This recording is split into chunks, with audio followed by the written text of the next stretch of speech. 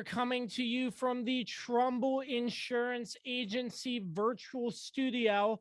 Contact Patrick Van Kemper today for all your insurance needs, 540-532-0622, or drop him an email, patrick@trumbullagency.com. Turn your stress and anxiety into peace and security with Trumbull Insurance. Thanks to our sponsors, Regroup Building Services, PM Plus Reserves, Shenandoah Primitives, Dr. Dave Leadership Corporation, and Mark Francis with Icon Real Estate. This is another Kirby on Sports podcast production on the Kirby on Sports podcast YouTube page. I am joined by my team, Dan Dembski, co-host and lead contributor, and Carlos Martinez, the Swiss Army knife gentleman. How are we doing? Fantastic. Excited for this interview. Yep. Can't wait. Been looking forward for this one for sure. We have a very special guest who has taken the time to be with us today. Her name is Megan Imbert. She is a former Washington football team employee who has been affected by what has been recently going on, and she has taken the time to come on with us here to talk about her story. It's a story that I'm really excited for her to share with us here on the podcast. And what's going on there is unacceptable. And I hope that the truth will come to light and the people that are responsible will be held accountable for their actions, because there's no place for this in the National Football League. So once again, Megan Imbert. Megan, thank you so much for taking the time to be with us. How are you today? I'm great. Thank you all for having me on. It's really important for fans and those that might not be football fans to understand what's going on, what the past 15 months has been like, and frankly, what the past 20 plus years of Dan Snyder's leadership has been like. I'm very excited to dive into some questions and your story. But first and foremost, recently, I'm not sure if you were there, Megan, but I know some people from former employees were there at the NFL owners meeting to hand deliver a letter asking them to release the reports. Were you one of those people there in person? I know you signed your name on the letter, but did you make that trip or not? Unfortunately, I wasn't able to make it. That would have been a little bit out of my budget range for short notice, but we had a group text. So Melanie Coburn and Anna Nunez ended up going. And I'm really proud of Anna because she originally was anonymous in that first Washington Post story. And she actually went on the train ride with Melanie to kind of support Melanie.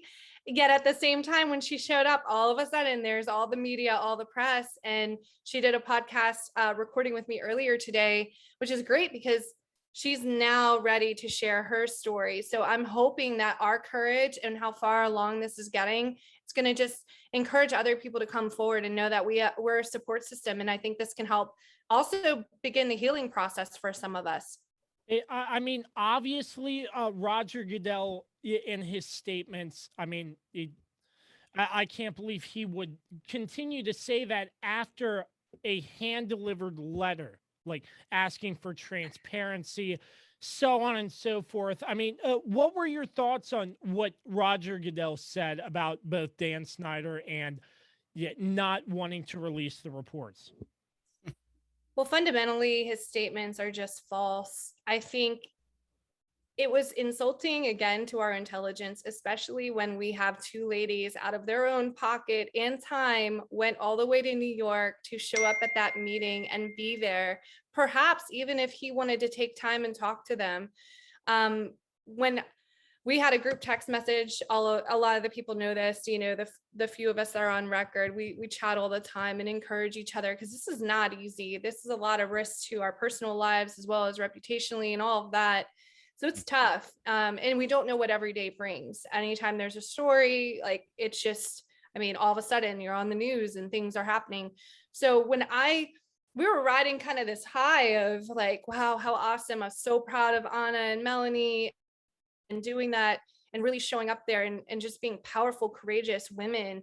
It's really moving for those that don't underestimate how nerve-wracking that is. I mean, even my past year, it's been a lot of Zoom. I haven't had all the media attention in my face. And I can't even imagine that for Anna because she hasn't had that happen. So when I heard that press conference, I just thought, you've got to be kidding me. This man, once again, we're being gaslit. We're basically being told that they're out to protect us. He's done nothing to protect us in this entire situation. And that's been evident. We've tried to meet with him. We've written letters to him. We've reached out to that whole group, including Lisa Friel, the investigator on this situation, the one that actually came out and said the findings are, it shows that the workplace is toxic. Dan Snyder basically isn't aligning to the values we hold owners to or the standards. And then it's been radio silence ever since. So from my perspective, I wasn't angry anymore. I'll tell you later in the interview, like the moments that have really been pinnacle for me of like anger and such. This didn't surprise me. It just more or less was like, wow, how are you going to go up there and really state that you're trying to protect us? We literally are in the lobby. We've been trying to talk to you. We'd love to see how, like, it's not that hard to redact names. It's not that hard to do some anonymity. And it's really freaking insulting. I have to catch myself there because I get angry. It's really insulting that Deflategate is a 243-page report. And I was just about to say that. We have 150 people being interviewed and really putting personal experiences, some of which are traumatic, out there. And you're going to come back and tell me that it doesn't warrant a report? Well, that just goes to show how damning this report really is. Mm-hmm. So I'm getting loud. You have to take my sound down. Can I just say this? A deflated football gets over 200 pages, but this, It's ridiculous. it makes Nothing. no sense to me. Nothing at It's all. really, that's the part that kind of makes us feel like less than human, if I could put that out there. If you could imagine, Kyle Beach, right, with the Blackhawks, him coming out. I'm so proud of him. And I'm hopeful even in this situation, there were also men that were degraded and bullied and treated like garbage. I'm hoping that someone like Kyle inspires other men because we have so many stigmas in our society. But when we look at Deflategate, we look at Ray Rice, we look at some of these other investigations that have warranted reports.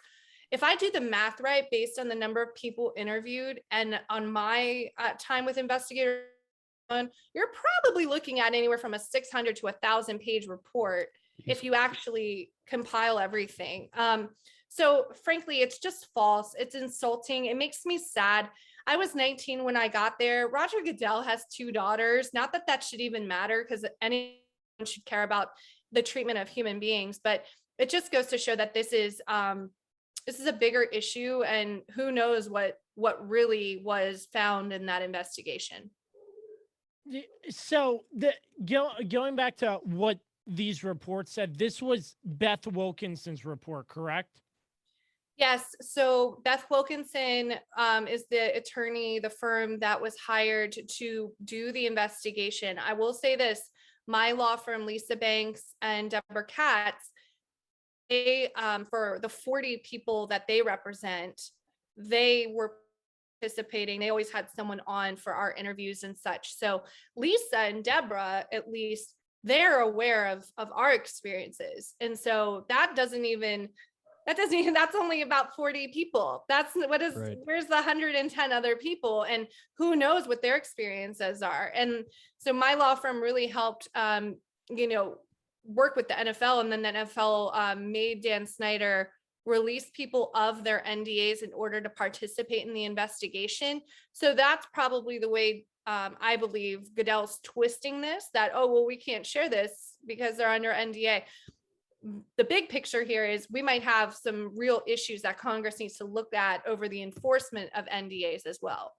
Good point. Yeah, that's very interesting. So, Megan, once again, thank you for coming on.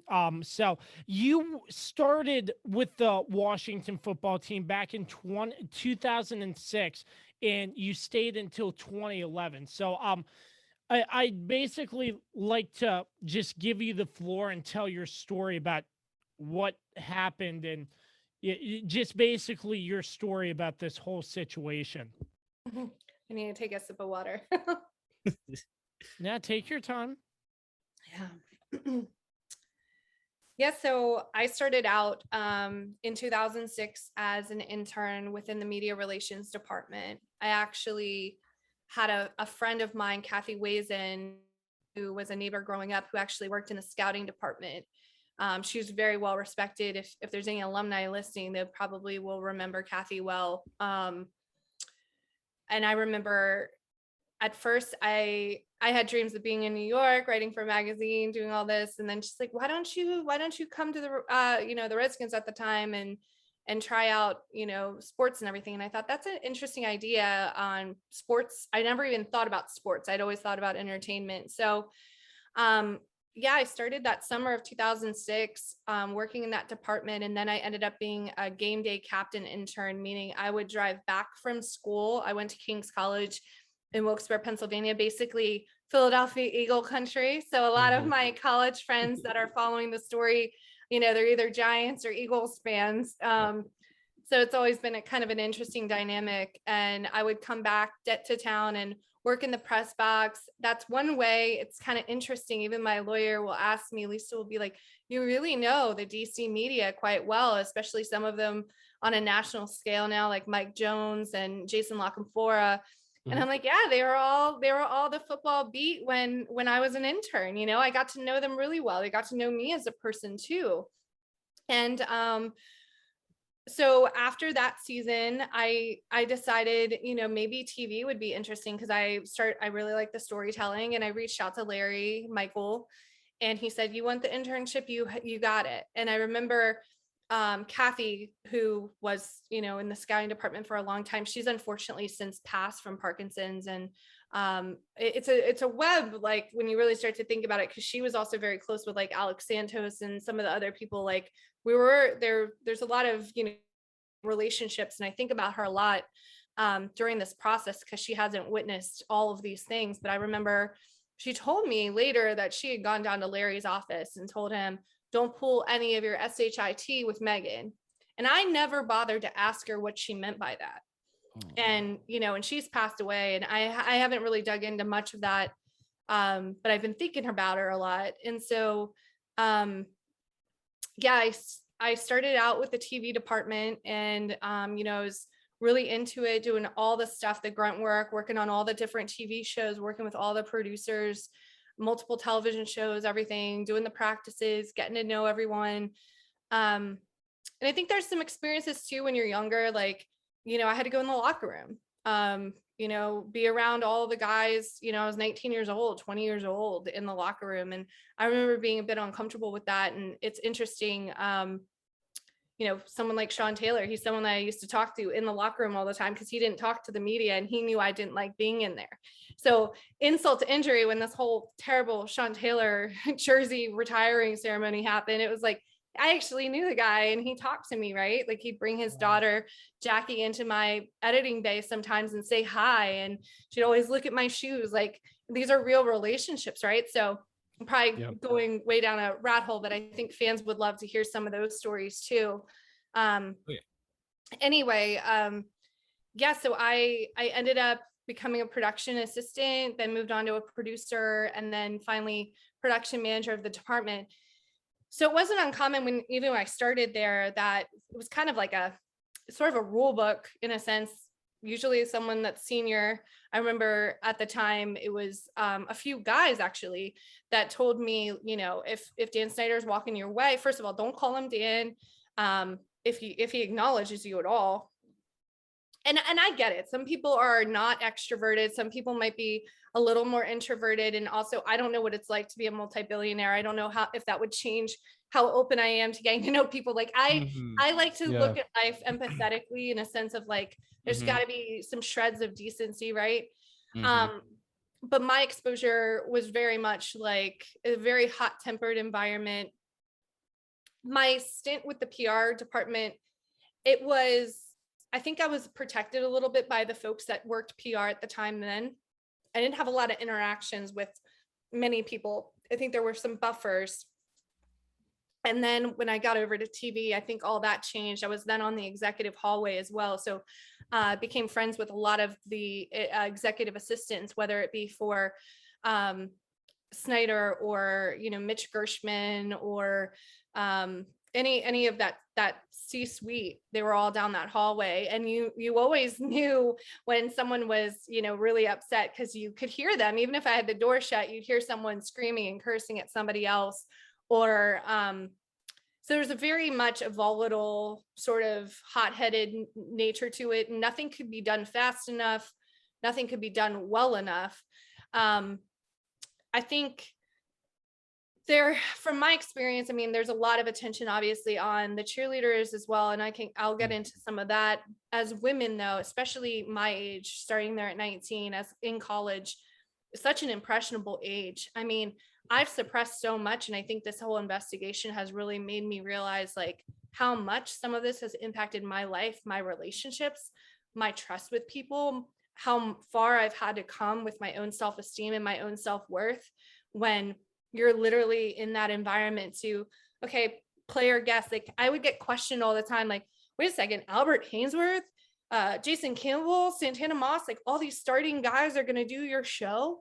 Oh, well, you must be talking to them. And it's like, or I just politely asked them and they agreed to do it. So there was like always this kind of mentality of like, just, you couldn't just do your job. You couldn't just be good at your job. It was, what does she look like? What is she wearing? And always a rumor kind of thing. And it's unfortunate. But at the same time, I look at it like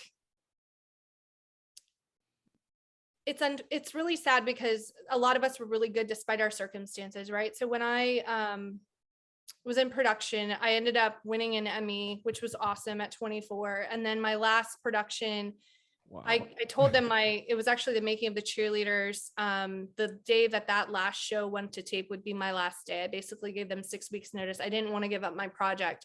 That ended up getting Emmy nominated as well. I left that job without a job. I actually had, in 2011, I had a personal death. An aunt passed away in a car accident suddenly. There were just things, I think when you're around tragedy too, you start to think about your life. And I was barely able to pay my bills. I, had gotten into debt working there. The internships were unpaid. We're talking about the DC area, right? I bring my food into the office, a player might eat my granola bar that was my lunch or something. It sounds terrible, and it is. But for instance, I wasn't allowed to go downstairs and eat lunch when my male counterparts could, because we would have been a distraction if we were to get some food. Not to say that they couldn't bring the food up. Sometimes it's just sad. Sometimes a player or a coach, or maybe you have a male coworker, would pop in and give me a plate of food. There were times where they did have some catered lunches and stuff, but it was tough. It's like, wait, so when I'm younger and I was uncomfortable going in the locker room to do my job, I can see everybody naked, but I can't go and eat some food in the cafeteria. So for me, those were like hypocritical moments. And then even with production, I think we obviously there were terrible things said about women's bodies, what men would want to do to us, like very terrible things that I can't even get into it. It's almost like, it's shameful, it's obnoxious. It's like, I don't want to say that whole locker boy mentality or frat boy mentality, because it's just not acceptable. Point blank, period. Like, there's a way to compliment. And I went on a date. This was a few years back. And I remember somebody being like, oh my gosh, this whole Me Too movement. And I was like, wait a second, can we pause there? And this is before I'm ever even a part of it. And I'm like, wait, what's the problem with the Me Too movement? Like, are you really worried about what you're saying to your coworkers, or you don't know what you're saying is inappropriate? Like, there's a way of complimenting people and being respectful, but then there's also like knowing limits and boundaries and what's acceptable and what's not. So it's been fascinating. So long story short, my experience, it goes into a few things, right? So you're talking about a hostile work environment, very toxic. You're also talking about wasn't even making a living wage. And you see the articles about like how Dan Snyder's nanny, right, wanted more money. And I definitely was on that low end of that pay scale. Even when I had title changes, even after I was Emmy award winning, there was still not a bonus, not a bump, nothing. And finally I got to that point where it was like, all right, I'm 25 years old. yes, I have this beautiful resume that everyone keeps reminding me people will do it for free. I'm practically doing it for free. And then on top of it, I wasn't allowed to travel, which in hindsight, I'm thinking, well, it's probably best that I didn't. Who knows what actually happened on the road? And I'm sure, but I still had to come in even after an away game. And imagine like a night game cross country, they fly back. I have to go into Ashburn to upload the press conferences and all the footage. And I didn't even question it at the time, but more I think about it, I'm like, wow, a 23-year-old young woman or whatever age I was going into Redskin Park at the time, like at 2-3 in the morning to make sure that these press conferences are loaded because the owner has expectations, but I don't know who's looking at these press conferences at 3 or 4 in the morning. Like, couldn't it wait until 7 or 8 in the morning when we would do the normal coach press conference? But on top of that, you're talking about sometimes a coach or a player, they might stay over at the facility if they have to be there anyway in like a few hours. So it's like, I think about those situations as a woman, and I manage teams now. I'm a director, and I can't help but think like, I didn't feel comfortable speaking up because I just thought this is a part of the job. I'm not going to complain. I have to do what needs to be done. Like, it didn't even faze me. But 10 years later, managing people, I'm just thinking, I would never put someone in that position. There was just that lack of, I'm not even asking for empathy, but it's a lack of sort of consideration and safety. Just like at FedEx Field. I mean, a lot of us wouldn't get proper parking passes. So we'd be so far away. And some of us would be dressed up. I'd have multiple laptops, G drives, everything going to the press box. And people, if, going into press, it's like, you get there before the game, significantly early. You stay after the game, even later. And you're there after the interviews, you're loading things, you're doing all that stuff. Finally, a group of us, I mean, we were just, we would wait for each other and we'd leave FedEx Field. But normally some of us would be, until we had that bond, we would be leaving that place by ourselves. It was almost like, are we waiting for something to happen in Landover when, like, no offense to Landover, but I'm not trying to walk anywhere at night by myself like that. And then on top of it, with the parking pass situation, I would end up getting a parking pass from a player or a coach, and I'd have to I'd sneak in the lot because they were, they some of them knew what was going on. And they're like, this is just not right. Right. So yeah. And then can you imagine the reaction if they knew like a player or a coach gave me a parking pass? Oh yeah. It's like, there's some examples I wanted to get into outside of just like talking about our looks and the abuse on that factor. It's like, this is also like some common sense things where you're setting yourself up for some situations if you don't have the proper security and the protocols. Yeah, I mean, for example, I remember, there were times where, sometimes I dress up and then I noticed like, okay, people are making comments. There were times where I'd wear baggy basketball shorts that had the logo on it. And then someone would make comments that way. And at that point, I realized really quickly, okay, it doesn't really matter. It doesn't matter. I have 2 older brothers as well, which, I was kind of a tomboy growing up. Then, I like to dress up as well. And then I thought to myself, wow, like I'm letting this place change me. And then it's becoming so much more about my appearance and really seeing the value in based on like all this attention and everything. And it was not healthy. Right. So I'm trying to give you kind of a line of sight into sort of the experience, but finally in 2011, to get back to the other part of the story, was after my aunt had passed away and it was the lockout, I really started to think to myself, like, I don't have a savings. I have debt. I'm used to overdrafting my account working there. And that's a scary thing to say out here publicly. People don't talk about that, but I was overdrafting. Right.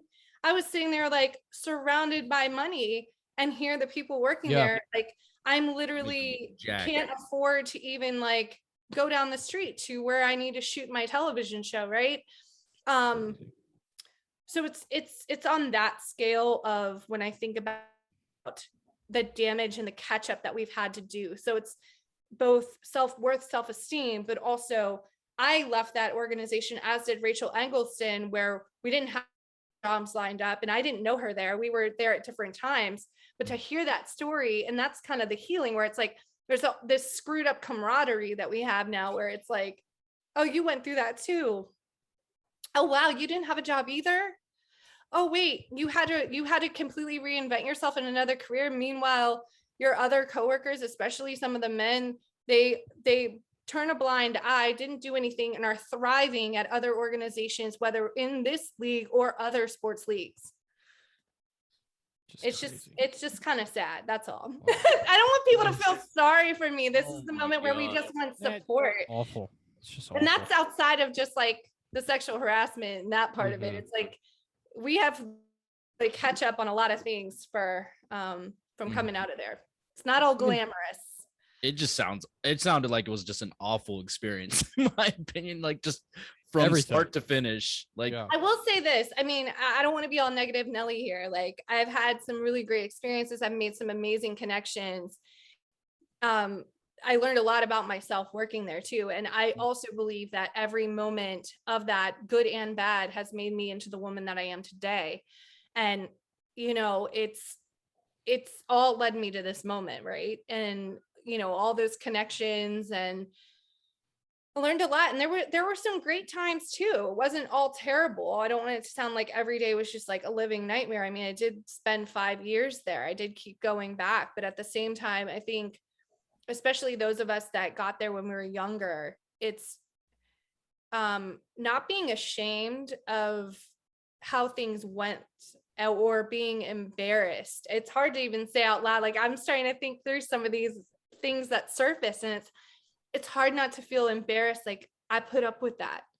I let these people, and it's not necessarily about letting people treat me some kind of way.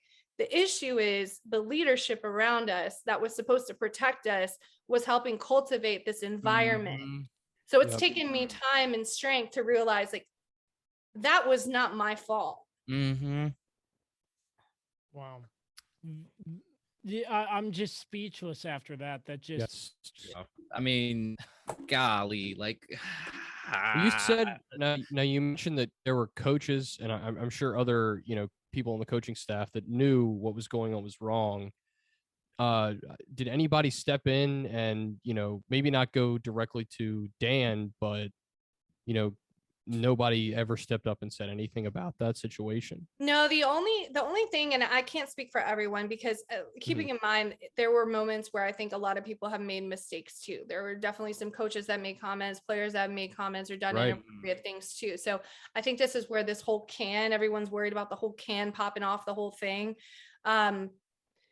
Fundamentally though, the few moments that I had, whether it be like an argument that happened with a player or something like that, I knew that if this got to coaches or something, I'm the replaceable one in their mind, even if that True. person's wrong.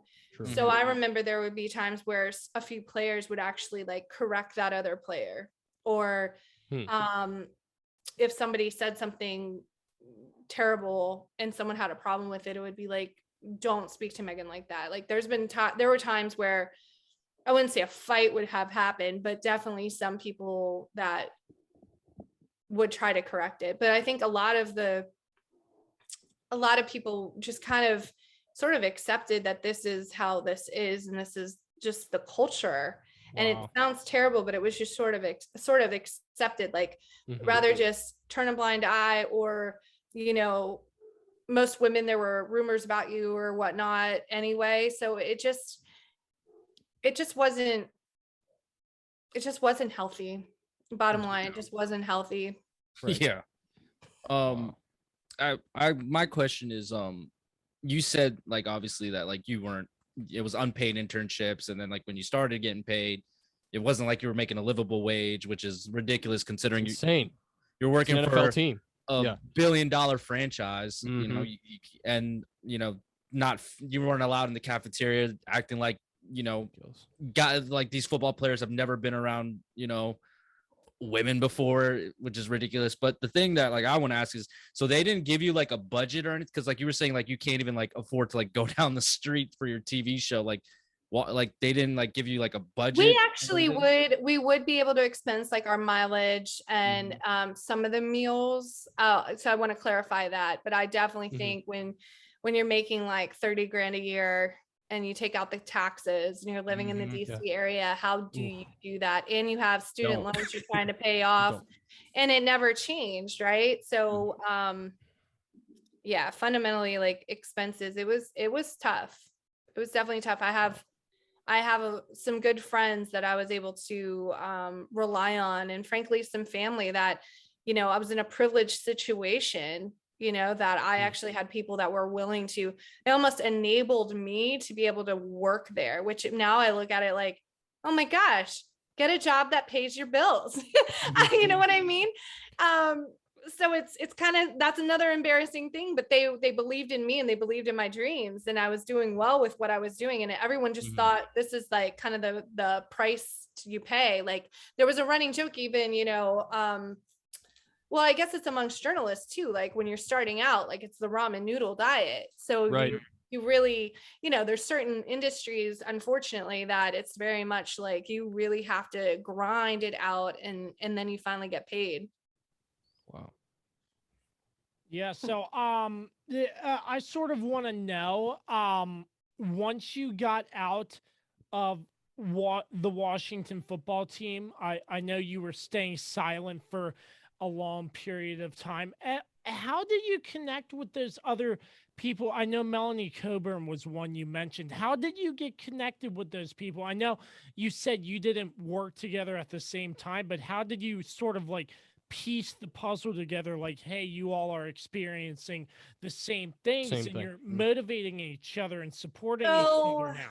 it's a good question. So I knew Melanie. We have some friends in the same circle, and then obviously when I was doing productions like Making of the Cheerleaders and other things, our paths would cross, but we never really got to know each other.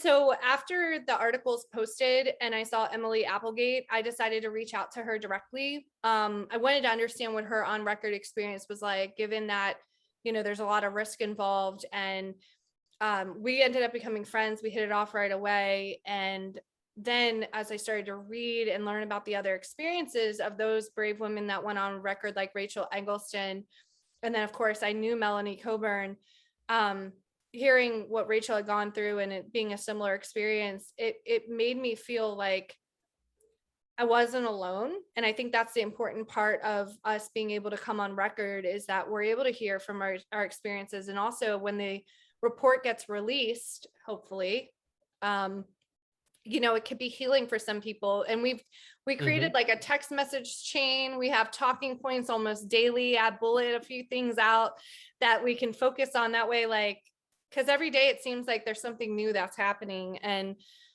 it's been really nice to have that support system, because unless you've been through this, you just don't know what's going to come at you on so many levels, because this impacts relationships. It can really take over some of your thought processes, and there's a lot of unpredictability here. And especially when I thought the 2 lewd videos and that coming out would have been enough, and it wasn't enough.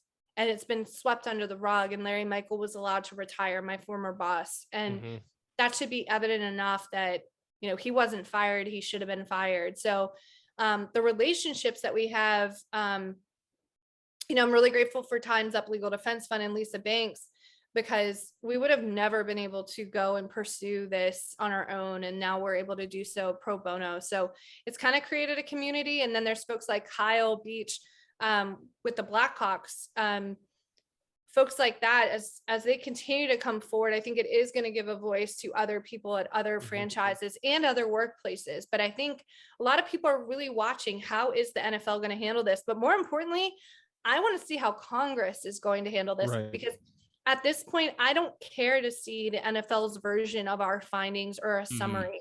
I want Beth Wilkinson's investigation, and I also want my lawyer to be a part of that. And I am happy to participate in any congressional hearing.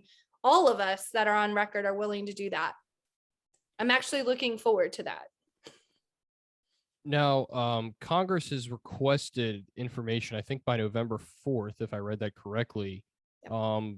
Is there any new updates about that you can talk about, or is that kind of off? Yeah, no, that's a fair question, and frankly, that's the only NFL countdown I care about at this point. Is this Thursday, November 4th? The Democratic Oversight Committee has requested all 650,000 emails, all of the interviews related to the investigation, pretty much anything pertaining to this investigation, the NFL cooperate and hand over. Whether or not they're actually going to cooperate, is going to be yet to be seen. I wouldn't underestimate Goodell providing something, but I've already made it very clear that that's not going to be enough. Right. I want there to be a hearing. Everything. I want there to be subpoenas, Mhm. because I think in order to get the truth, what we've seen over the past 15 months is that unless people are in a situation where they're forced, they're not going to comply. Just like the Washington football team culture. Dan Snyder didn't change the leadership around him and the people in that building because he wanted to. It was Mhm. because we all came forward. Yeah. It was because there was damning news on the people that he had in that building. Mhm. Right.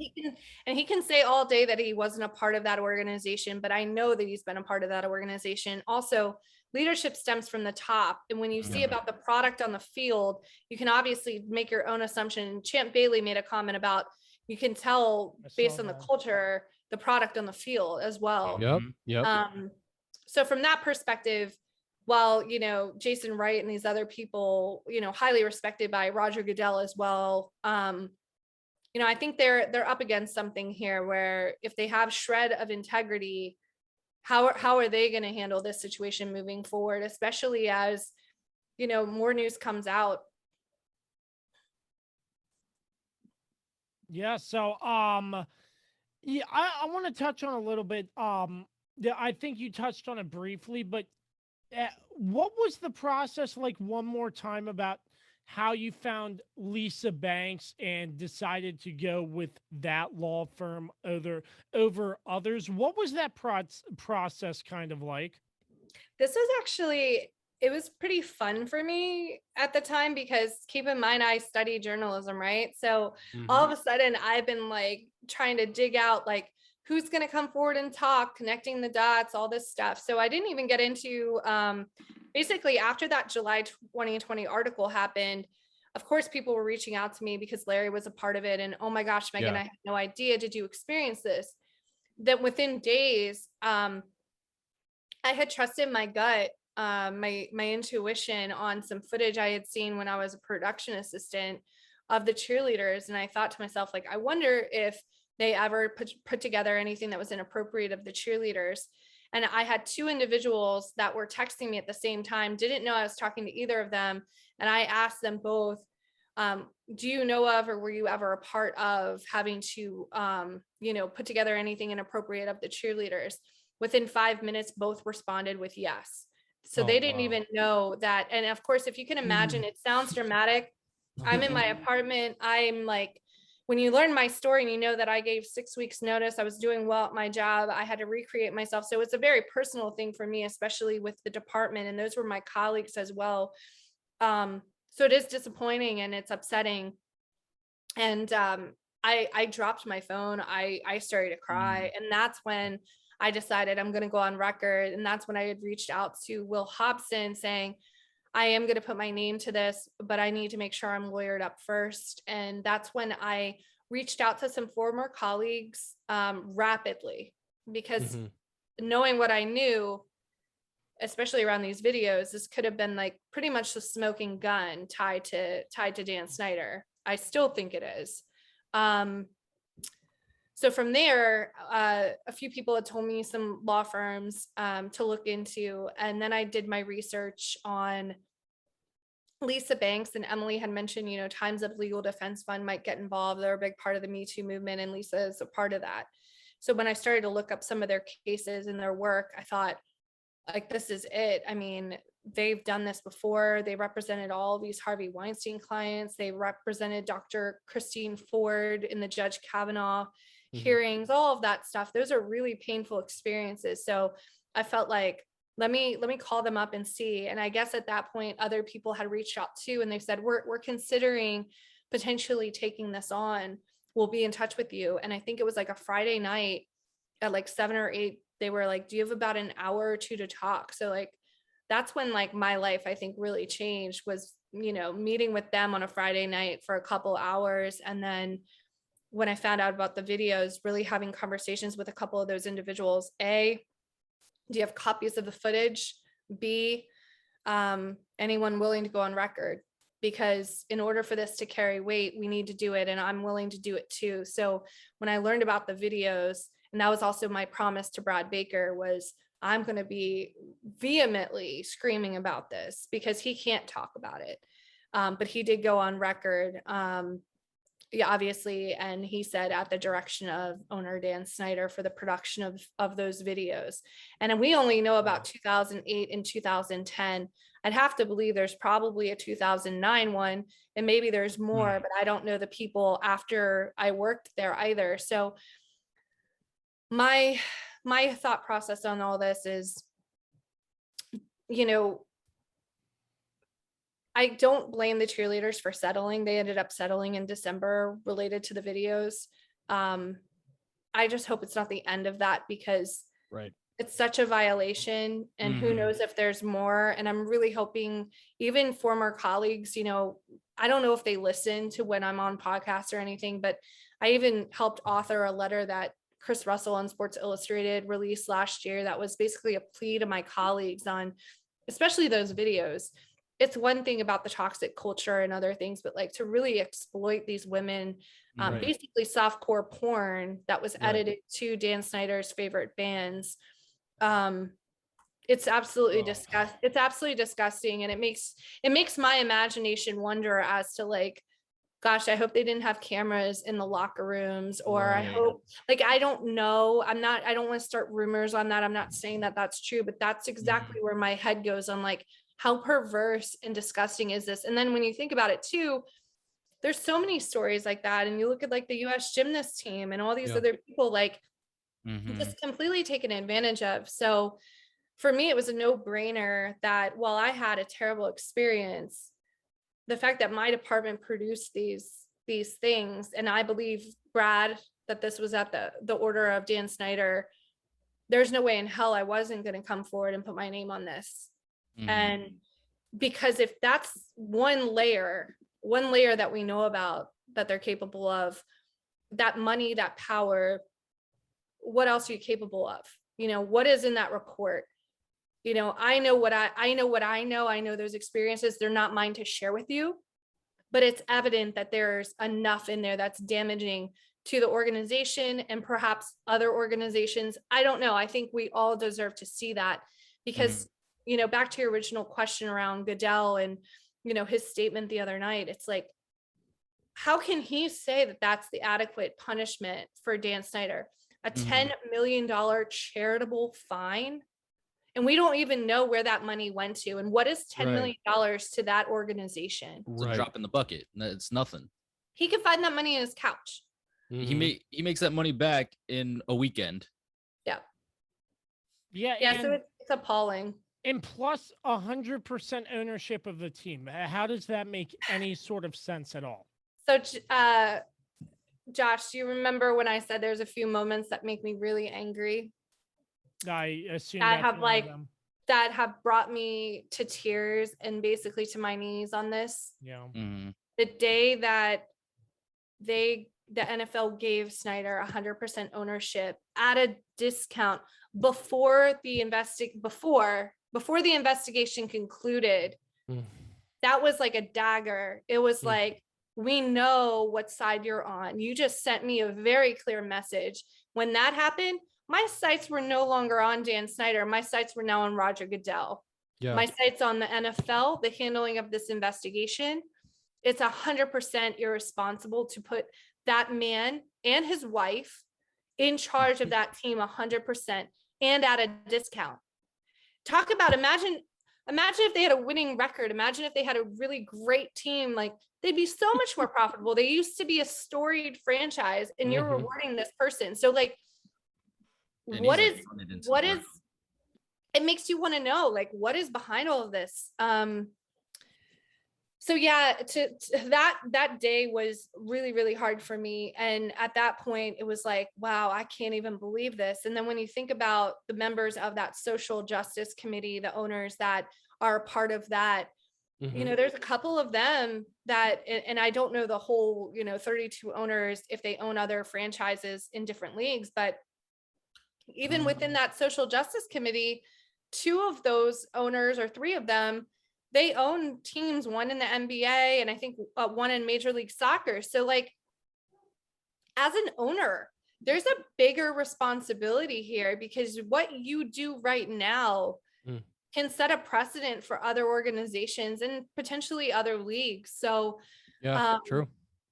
Yeah, it's one of those things that's just extremely frustrating, because they're banding together for whatever reason. And obviously, you know, the Raiders owner, he came out and agreed with the findings, which I appreciate. But is that only because his head coach he was involved? Affected? And that's the piece where I don't want my brain to operate that way. But it's that notion of you only care about something when you're impacted by it. Chances are, to all of those owners, you're impacted by this. You might have stuff going on in your organization. Like, I hope everyone can take a look at it. We're not calling for cancel culture. I'm calling for a culture to evolve. Accountability. I want to go to a football game and I want to enjoy it. But this is a systemic problem. And I think the NFL is a microcosm of society. And when those Gruden emails came out, you really notice there's players upset, there's coaches upset, especially, what do we have? 70%. I was just watching Colin Kaepernick's Netflix series the other night. It's like 70% of the players are Black. Yeah. We have 3 head coaches that are Black. Yep. And then you see Gruden's emails and everything, and it has to infuriate them behind the scenes. And on top of that, this is a moment in time where it's not just about women. There were men treated terribly. There's obviously a culture based on those emails. If those emails are an indication, and that's just one, that's like one set of emails. That's a small drop in the. That's what I mean. And for me, it's like, man, that's racist, homophobic, and misogynistic all in one. Unbelievable. And very hurtful.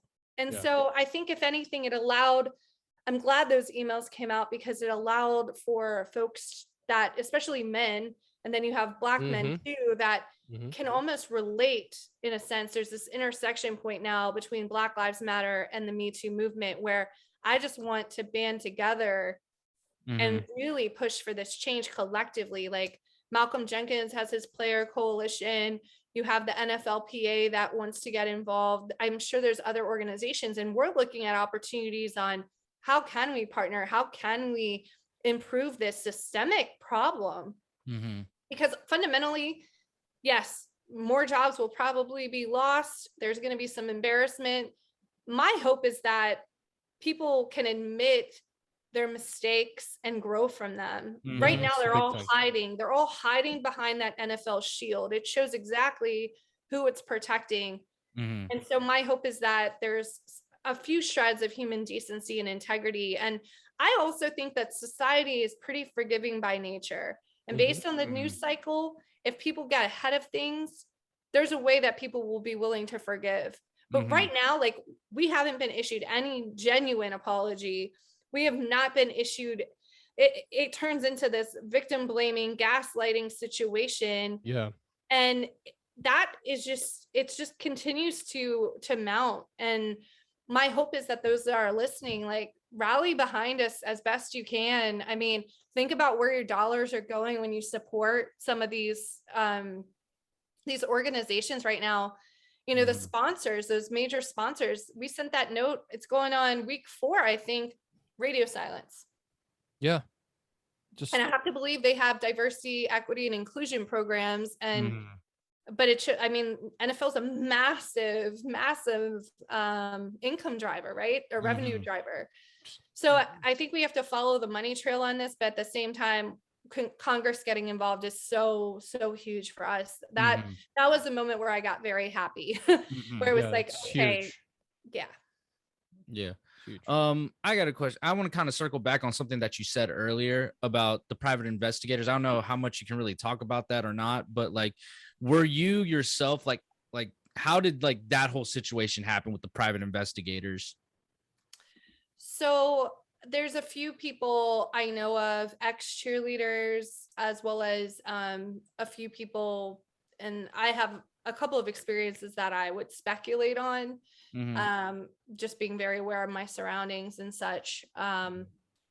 and where I'm located too, I'm learning like I can walk up to someone and record and it's not illegal. So I think and I bring Sky with me everywhere when I can.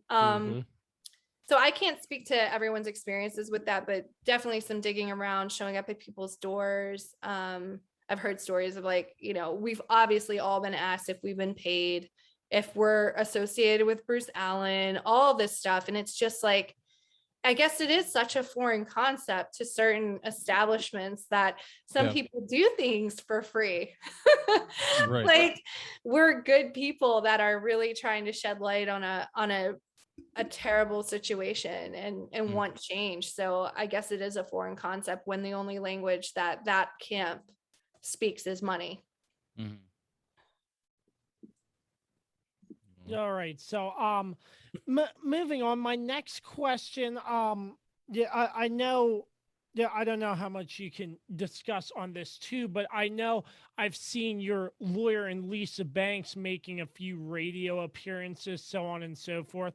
I assume she's doing that to bring more attention to the situation at hand currently, and I assume she's speaking about everybody she's representing, including you, on these matters. I'm not sure if you can speak on that or anything, but I know she has made some appearances. And my next question to follow up with that, how important is it for you to take the time to be on like different podcasts and radio shows to get the message out?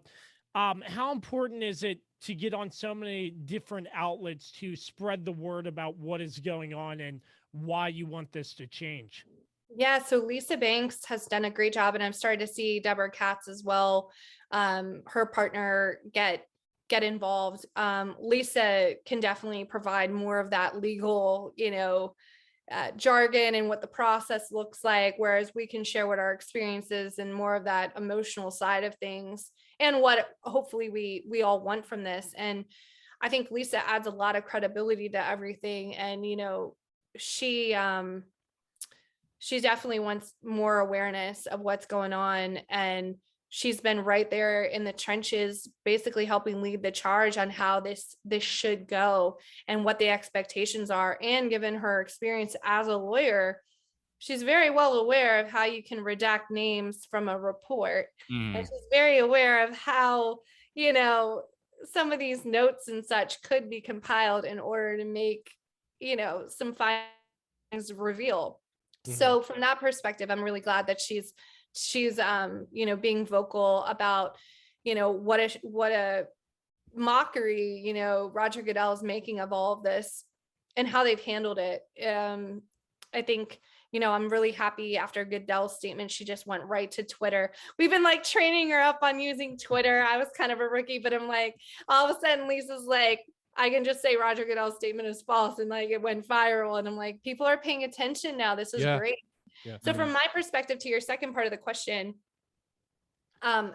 everything was kind of dying down a little bit before the Gruden emails leaked. And yeah, it's true. So we kept thinking through like, what's our strategy? How, and getting Congress involved was obviously one part of that.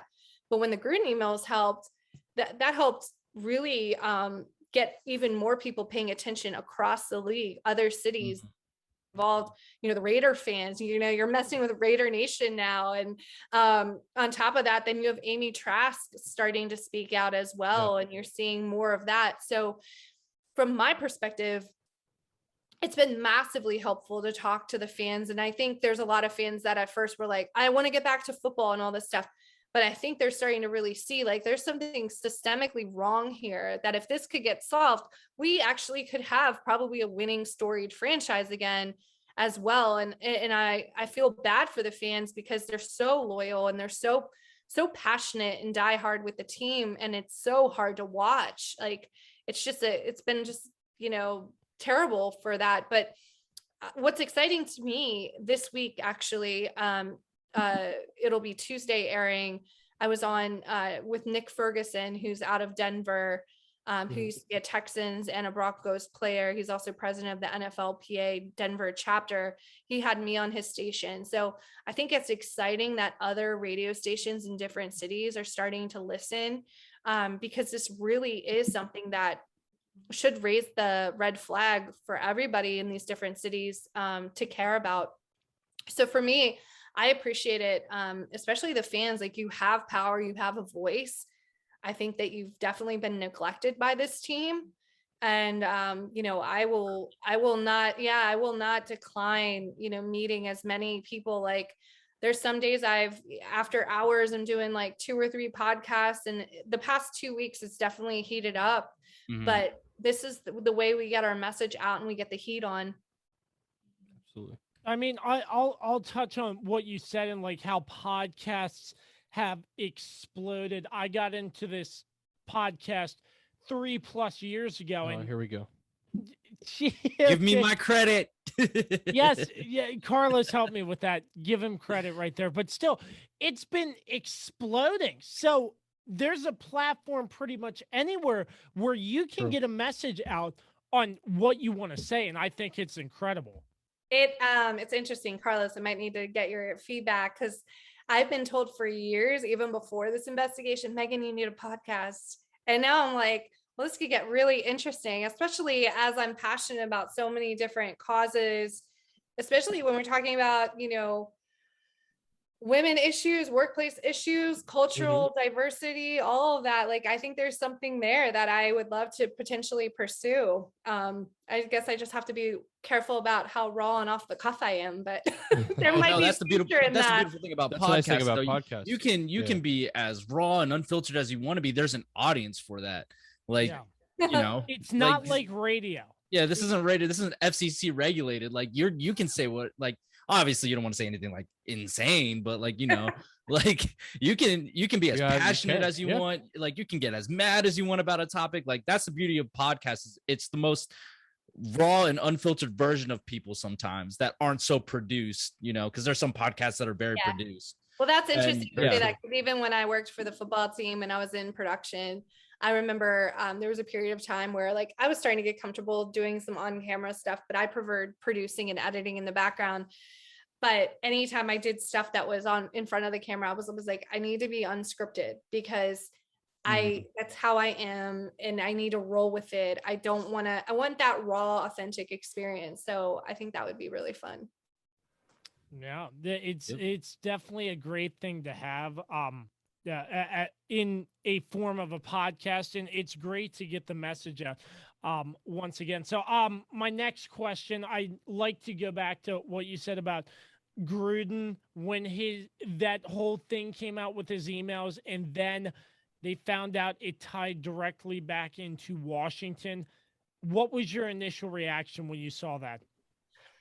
So when I saw the emails, first of all, I dug in really quick, and things really piqued my interest when I read some of those articles on 650,000 emails that are unrelated to the culture investigation, but they were discovered through the culture investigation and being reviewed by executives in the league office.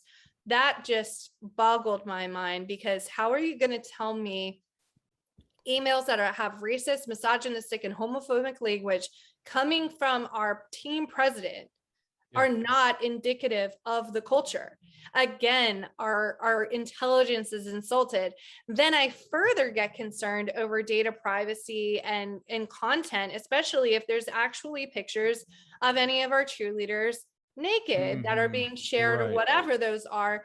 Who has access to those in the league office? Who's skimming through these emails, and where are they right now?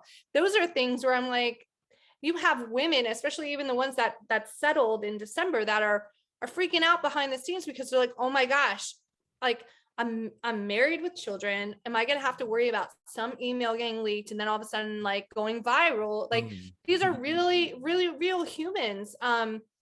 So every time we see something like that, it's just, it gets our nerves shot a little bit. But when I saw that, and I saw that it was about our investigation, I was like, well, of course it is, but how are you going to say that this has nothing to do with our culture? And also, how are you cherry picking what's releasing? And then you could have the debate on who you think is releasing it.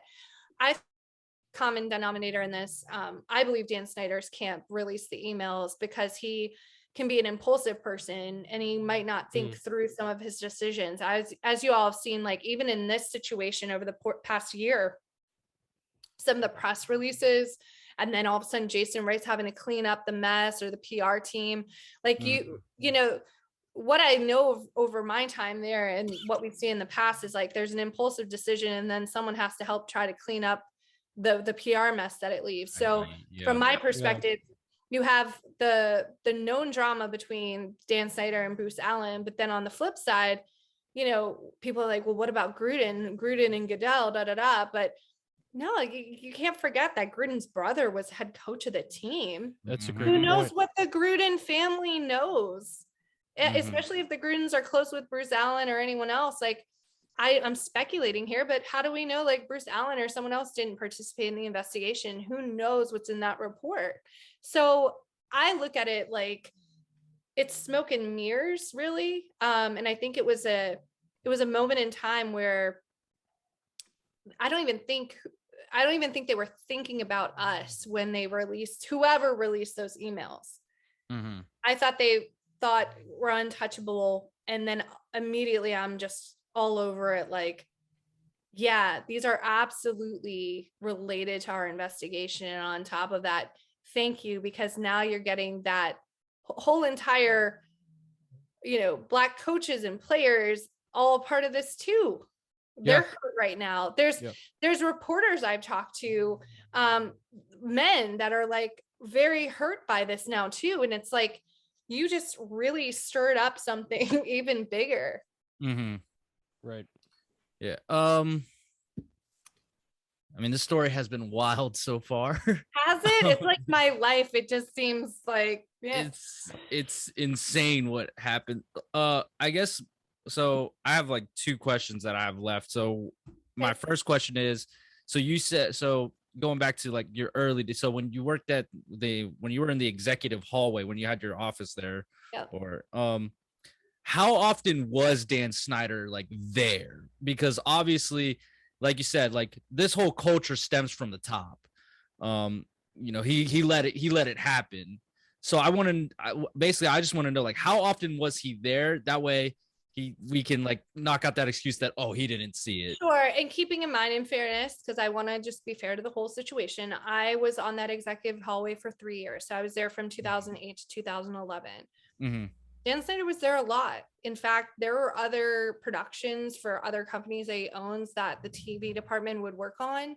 So he would be by, you know, it was common for him to be maybe once a week, couple times a week, definitely a couple times a month. He would often go to practice. There were different entryways and exit ways that, and it is true what you hear, like if there was a certain car parked in front, you weren't walking in one of the doorways, or, you know, if you were to walk out, like if I was to walk out of my office, I would try to make sure that, you know, it basically you weren't questioned like, oh, you're not working when you're just going to the bathroom or something like that. If you saw him, I noticed toward the end of my career there when I was like, this is ridiculous. People are like, Megan, you're walking toward him, you know, and I'm like, I really don't care. I'm going outside.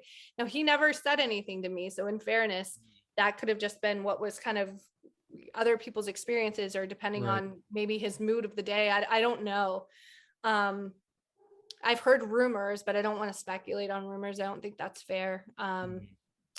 But I will say, like, it definitely was a situation where it was just kind of instilled in us, really. And then on top of that, though, you had, you know, Mitch Gershman and Larry right there that were part of Dan's circle. And, you know, Emily talks about Mitch a lot. That was who she supported. Yeah, it's just kind of wild. Yeah, I don't know. I think it's telling when you look at an organization and you see how the executive leadership team acts. If Mitch or Larry, or I don't even know all the people anymore that were there at the time in like the C-suite, but if they're acting some kind of way and they're always stressed out, they're always hot-headed, they're always just, it's like, it's so cutthroat. If they're always acting that way, it's coming from somewhere. There's someone that's lighting those fires. Right. And then it's also very telling, especially with my own situation in this whole video thing. You let him retire. You didn't fire him. There's other things there that Larry's a part of that circle. And it's sad because I've known this man since I was 19. He's helped me out with charity events. There's things like, he's made some mistakes. But I really hope that there's still time for him to be on the right side of history. Mm-hmm. Yes, absolutely. And to me, there's no dollar figure on that. Yeah, agreed. And then my last question is, so obviously, the end game here is to get the report released, and for the people who are, I guess, guilty would be the word in this report, are held accountable, right? Would Dan Snyder selling the team also be what you guys would want? I mean, I absolutely think that Dan Snyder should be removed from the team. Mm-hmm. How that looks, I'm not so sure. Yeah, I think the fact that they gave him 100% ownership makes this probably a more complicated situation, right. But absolutely he should not be owner of that team. The end result, we're looking for that true meaningful change. So what I mean by that is I don't know what's in the full report. I'd love to. I participated in it. I know what I've shared. Mm-hmm. Whoever at whatever organization should be held responsible for their actions. And this is, people move from team to team or worked in the league. There's people, there's loyalties, there's friends that protect each other. So unfortunately, I think the chips need to fall where they lay, and there's got to be consequences. It's not going to be painful, but in order to actually have progress, I compared it earlier today on that other podcast to a root canal. You just need to rip the thing out and start over here. I question Roger Goodell's integrity in this entire situation. I realized that, he basically reports into those owners, and it's really just very sad because it shows that money is the only thing that they care about. And that should make the players and the other coaches really upset too. Well, yes, they're making a ton of money. I think it comes down for me. Maybe it didn't matter to me because I wasn't making enough money and I never knew what money was. So for me, it was what are you going to take from me? Right. You try to take my self-worth and other things, but I wasn't a millionaire. I wasn't, a coach or anybody. So I get it. There's risk for everybody involved, but I hope also that Congress will work with us on legislation around NDAs and some of these workplace policies.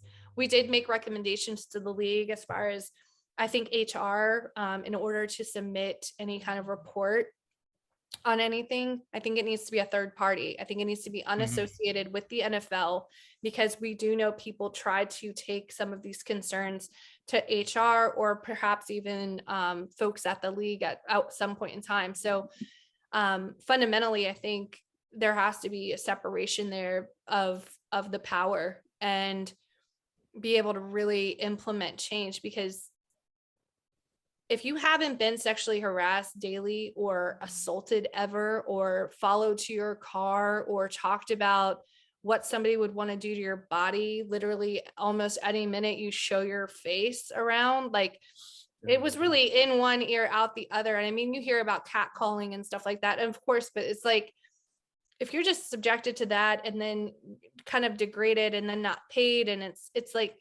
it twists up your value and it twists up your self-worth, even though it's an abusive relationship, frankly. And a lot of people don't want to talk about it. And here we are, I haven't given you too many detailed experiences, but I'll tell you, after that investigation interview, I was down for the count for about 48 hours after that. It was so, if people ever go to therapy or things like that, it was so much that I was sharing out loud that I had never told anyone before. And, there's conversations that have to be had with family members, even I have no idea if there's going to be some kind of smear campaign or something else. We didn't know if we're going to get sued. I'm hoping that doesn't happen, but we took a big risk to try to make some change happen. And it's insulting when it's like, even friends and family, I get that they love the game, but it's really hurtful now, like every Sunday, like, or whatever, like, oh, my team, or I'm, constantly hearing about it. It's like, I'd love to care again and have fun with that game. But right now it's like, you're basically, supporting this situation that has caused so much pain and hurt for some of us. Like I said before, a lot of men, if they ended up working in that environment, not to say that they were exceptions from being bullied or anything, but some of the people that I'm personally thinking of, and if they're listening, which I doubt, to see them thriving and being able to move on, and that was just a chapter of their life. And then a lot of us are still dealing with the ramifications of that experience. Right. That's the difference when you deal with any kind of traumatic situation or mistreatment like that. You carry that with you. And there's a lot of healing that has to happen. The group texted me and the other ladies on records, like, did you talk to your therapist today? Like, those are the conversations, like, hey, if you don't have the mental capacity right now to do the interview, can somebody get it for me? Or I need to just shut my phone off for a day, but I'll keep it on alert if you need to call me for anything. Like, this has been a really taxing process on all of us, but I can imagine. But the good news is, I think we've all realized we're so much more resilient, and I hope it does inspire people to do the right thing and come forward. I don't want people to feel defeated. Like, I don't feel defeated right now. I think we're dealing with one of the most, the biggest revenue income generating, I call it a conglomerate, because you're talking about sponsors entangled there. You have everybody else. You got 32 teams. There's so much money pumping through this machine. Yeah, it's going to be really interesting to see what happens, but I don't have any regrets. And I hope that other people feel courageous to come forward. I mean, wrapping things up here, Megan, I'm sort of like, you said Congress and the date November 4th. Is that some sort of announcement? What do you know there about what could or could not happen? It's a good question. I don't know all the logistics around it, but basically that's the date that the Democratic Oversight Committee requested that the NFL cooperate and pass over all related materials to the investigation, including our interviews, including anything, the 650,000 emails, what have you. I think it's going to be really interesting. We're going to see a statement. I'm predicting. I don't know this. Don't quote me on this, but I bet that we'll see a statement probably from the NFL.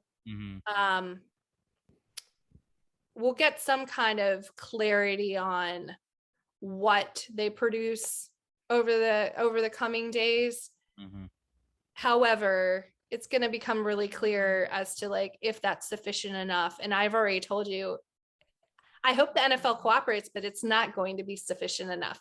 What my next step is I want to be preparing, as if you paid attention, I think it's today, our lawyer was on Outside the Lines, and she said, we're preparing for a congressional hearing, and my clients are ready for that. Like, I didn't expect that's how December or January could look for me, in 2021, but like, we're going to be ready, and we can sleep well at night knowing that we're telling the truth. And unfortunately, there's a lot of people out there that are probably not sleeping so well because they're worried they're going to be next to be ousted or what have you. But I think this puts people on alert, and I hope that it's cultivating some change already, even if it's not forced, that people need to really look at their actions, look at what they're putting in emails, doing some training on, unconscious bias and getting HR protocols in place. There's a lot of really easy wins here.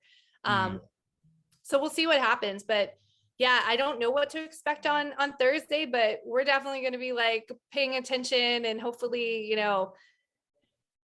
it'll be interesting, because even if the NFL cooperates, I'm sure, we'll have to hear from the oversight committee, and we'll see if my law firm or anyone, is tied in on that. But it might be quiet for a little while. I would assume they don't want to come to any conclusions and give the NFL an opportunity to really do their due diligence on it. But all I can say from our perspective is we're going to be ready. we're ready to be in DC anytime. Yeah, that is very good to hear. I mean, your story, the whole thing about it. Any last questions, boys, before we wrap this up? No, I think I'm good. All I gotta say is, you coming on here and telling your story, obviously that's, very brave. It takes a lot of courage to do this, to go up against the Shield, basically. And, keep fighting the good fight. We're rooting for you over here. We really are. And, we hope that, you guys get the closure and clarity and the justice that you guys deserve. And also, it's also great to hear that you guys have really banded together, because obviously there's strength in numbers, and that you yourself are not going through it alone. It's good to know that you guys are supporting each other the whole way through. Well, one thing, thank you for that. And one thing I would implore listeners too is think of us as your sister, as your niece, as your friend, as your wife. Mm-hmm. I think if people can look at that through those eyes, we'll see a lot more compassion and consideration. And that's one of the reasons why I talked earlier about I'm not going to decline press. I'm not going to decline, even somebody have a podcast with 5 listeners. I'm down with it. It's all people, good. Right? Yeah, you're reaching 5 people. It's important. It's an important discussion for sure. Dan, and thank you. Yeah, I just want to thank you for your courage and bravery coming out and telling your story. It's so powerful to hear, a perspective of someone who's gone through that. And I hope it inspires change, not just, in the NFL, but in the world in general, where, if people just, we're decent to each other, that's really the basis of all of this. It's, that's all I have. But yeah, there's a way for everyone to make money and shine, know? Exactly. And everyone deserves to work in a workplace that's free from harassment, discrimination, and maybe my ideals are utopian in nature, but I definitely believe it's possible. But we have to stick up for each other. We can't turn a blind eye. There's roles for all of us to play. Absolutely. Yeah. So I mean, growing up a fan of the Washington football team and seeing how they are performing and the off the field stuff, it just really angers me. And hearing your story, you taking the time to be on our podcast, I mean, it just really means a lot, because hearing your insight and what you have been through, it just really pains me. And I hope and pray once again that there is a light at the end of the tunnel and there will be change coming soon, because what you've told me and what I've gathered, it just seems like such a mess, and nobody ever should have to deal with anything like that at all. Couldn't agree and more. It really angers me at this point after hearing what you've said, Megan. I just hope for nothing better going forward. I hope for that light at the end of the tunnel, and I really appreciate everything you've done talking on the podcast today. And it was really, really amazing hearing your story. And I really respect what you're doing out there. And I just can't thank you enough. Well, I really appreciate it. And we do value the support. It's kind of it feels like a little bit of a lonely road. There's a lot of friends and family. I don't even know if they know how to interact with some of us at this point. Because some of it, they can't even believe it. Obviously they are concerned for our own safety and well-being. But what I can say in my final comment is, Melanie, myself, Emily, Anna, we're trying to work on a couple of other ladies to talk, but we're not going to be quiet. I don't accept that there's not going to be change. I know it sounds a little forward thinking, but I'm not going to commit so much of my life to putting myself at risk and not be committed to making some type of change happen. So thank you. Yeah, you're welcome, Megan. Thank you once again for coming on the show. Thank you to our sponsors, starting with Trumbull Insurance, Patrick Bandkemper, 540-532-0622. Contact him for all your insurance needs, and the rest of our sponsors, Regroup Building Services, PM Plus Reserves, Shenandoah Primitives, Dr. Dave Leadership Corporation, Mark Francis, with Icon Real Estate. Check anything and everything. The Kirby on Sports podcast, www.kirbyonsports.com. For Dan and Carlos and Megan, I'm Josh. Until the next time you see us, always remember to create greatness. So long and peace out.